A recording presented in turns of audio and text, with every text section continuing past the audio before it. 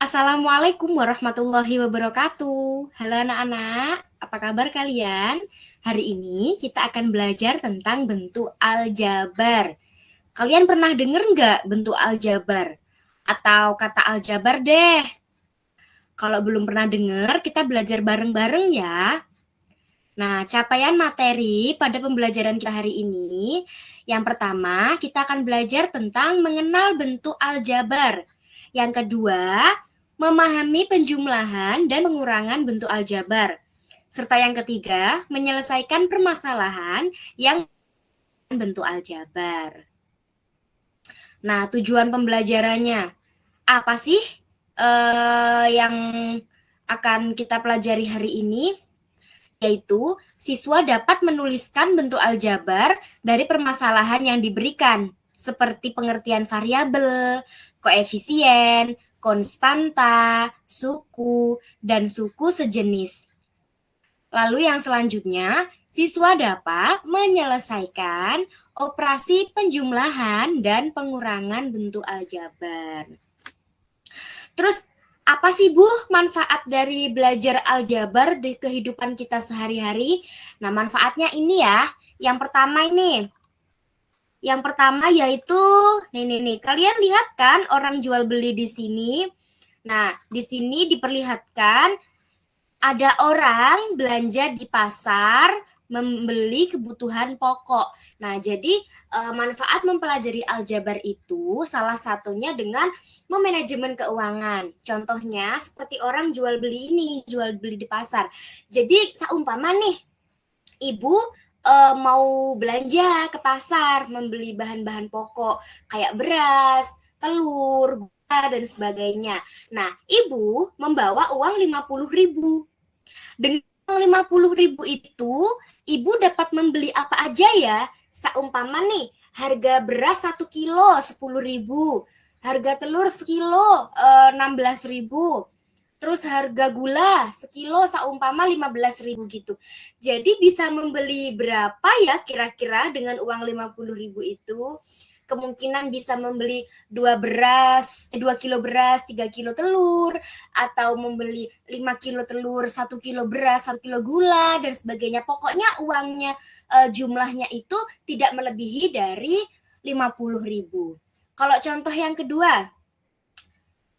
yang kedua nih seumpama kalian diberi uang saku nih sama orang tua kalian. Umpama ini ibu kasih uang 50.000 buat jajan kalian 1 minggu gitu, buat jajan uang sekolah kalian, buat jajan uang ngaji kalian.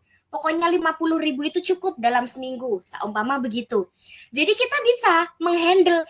Jadi kalau aku itu 1 minggu dikasih 50.000, berarti perharinya itu aku harus menghabiskan berapa ya? Maksudnya sehari itu aku bisa memakai berapa ya uangnya? Biar pokoknya tuh 50.000 itu tuh cukup dalam seminggu gitu kan. Bisa di manage lah keuangannya tuh, diatur keuangannya seperti itu. Itulah manfaat mempelajari aljabar dalam kehidupan sehari-hari. Intinya kita dapat memanajemen keuangan seperti itu. Langsung aja ya ke materinya. Aljabar. Nah, bentuk aljabar itu bentuk penulisannya itu biasanya dikombinasi antara koefisien dan variabel.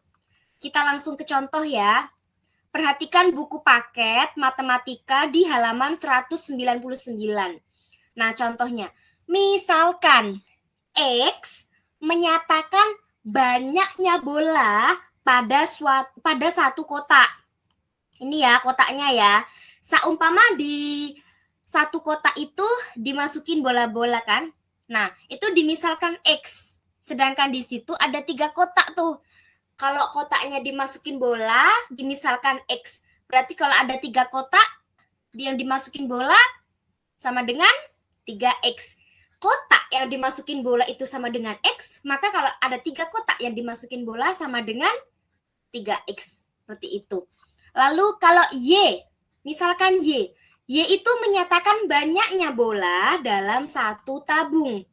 Ini contoh ya, ada tabung, dimasukin bola. Itu dimisalkan Y.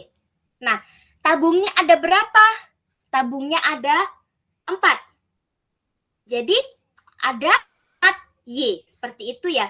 Nah, ternyata bola-bola yang dimasukkan ke kotak dan ke tabung itu sisa. Sisanya berapa ya? Kita hitung ya. 1, 2, 3, 4, 5, 6, 7, 8. Nah, di sini kan bolanya tidak dimisalkan. Jadi kalau bolanya tidak dimisalkan, kita tulis angkanya saja, yaitu 8. Seperti ini ya. Bentuk aljabarnya yaitu 3X. X sama dengan banyak bola dalam satu kotak. Karena kotaknya ada 3, sehingga kita tulisnya 3X. Setelah itu 4Y. Karena tabungnya ada 4, jadi kita tuliskan 4Y. Setelah itu sisa dari bola. Karena bolanya tidak dimisalkan, kita tulis angkanya saja. Jadi hasilnya 3X ditambah 4Y ditambah 8. Oke, lanjut. Unsur-unsur aljabar. Nah, kalau variabel, koefisien, dan konstanta, ini memiliki arti masing-masing ya anak-anak. Kalau variabel itu lambang pengganti suatu bilangan yang belum diketahui nilainya dengan jelas. Kalau koefisien, suku dari bentuk aljabar yang berupa bilangan dan memiliki variabel. Kalau konstanta, suku dari suatu bentuk aljabar yang berupa bilangan dan tidak memuat variabel. Coba kita langsung ke contohnya ya, biar tidak bingung. Contoh yang pertama, 3X ditambah 6Y ditambah 2, ditambah X ditambah 3Y ditambah 12. Kita nggak usah hitung dulu, kita tentukan dulu. Karena yang ditanya adalah variabel, koefisien, dan konstanta. Nah, kalau variabel itu adalah hurufnya. Di sini ada huruf apa aja nih? Ada huruf X dan huruf Y. Jadi variabelnya itu adalah X dan Y. Setelah itu, koefisien. Koefisien itu angka yang ada pada variabel gitu. Kan variabel tadi hurufnya ya, berarti angka yang ada hurufnya gitu. Seumpama 3X. Maka 3 itu disebut koefisien dan X-nya disebut variabel. Jadi koefisiennya ada 3, 6, 1 karena X itu kalau X aja itu sama dengan 1. Sama 3. Seperti itu ya. Karena 3X itu berarti 3 dikali X. Kalau X aja berarti 1 dikali X. Karena 1 dikali berapapun hasilnya adalah berapapun itu. Terus konstanta. Kalau konstanta itu angka yang tidak memiliki huruf. Di sini ada nggak ya angka yang tidak memiliki huruf? Ternyata ada ya, yaitu 2 dan 12. Berlaku juga ya untuk yang soal ini. Oke, selanjutnya. Menyederhanakan aljabar. Kita langsung saja ya ke soalnya. Sederhanakan bentuk aljabar. 3X ditambah 12 ditambah 7X ditambah 2. Oke. Kelompokkan suku-suku yang sejenis. Jadi maksudnya itu, ini kan ada 3X. Di sini ada 7X. Kita kumpulkan dulu yang bentuknya sama. 3X ditambah 7X. Setelah itu ditambah nih. 12 ditambah 2 ya. Kita sesuaikan dulu sama bentuknya. 3X ditambah 7X. Kita kurungkan. Nah, dalam kurung ini bisa kita tuliskan hurufnya, angkanya dulu ya. Jadi 3 ditambah 7. Setelah itu X-nya ditaruh di luar kurung kurawal ini. Ditaruh di luar kurung. Nah, setelah itu 12 ditambah 2 adalah 14. Maka hasilnya adalah 3 ditambah 7 itu 10. 10X plus 14 itu ya hasilnya. Yang selanjutnya, penjumlahan dan pengurangan aljabar.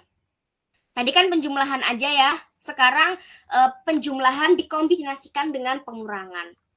Soalnya, selesaikan bentuk aljabar 10X ditambah 4Y ditambah 12 dikurangi 7X dikurangi 2Y dikurangi 2. Kelompokkan suku-suku yang sejenis.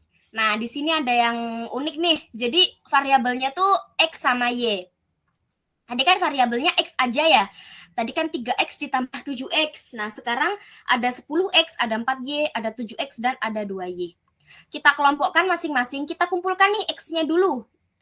Angka yang memiliki X yaitu 10X dan ini negatif 7X. Setelah itu yang memiliki Y, 4Y dikurangi ini negatif 2Y ya, berarti 4Y dikurangi 2Y. Nah, setelah itu yang tidak memiliki variabel atau yang tidak memiliki huruf adalah 12 dikurangi 2. Nah, 10X dikurangi 7X. Seperti biasa, X-nya ditaruh di luar kurung. Nah, 10 dikurangi 7 adalah 3, makanya 3X. Y-nya, ini 4Y dikurangi 2Y. Seperti biasa, Y-nya ditaruh di luar kurung, 4 dikurangi 2, yaitu 2.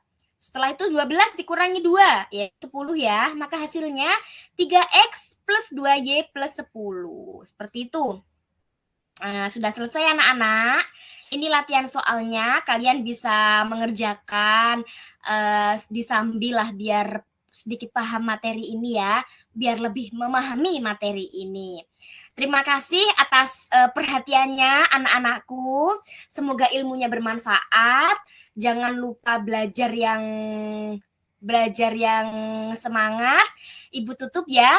Wassalamualaikum warahmatullahi wabarakatuh. Tarik ses. Semongko. Kini tinggal aku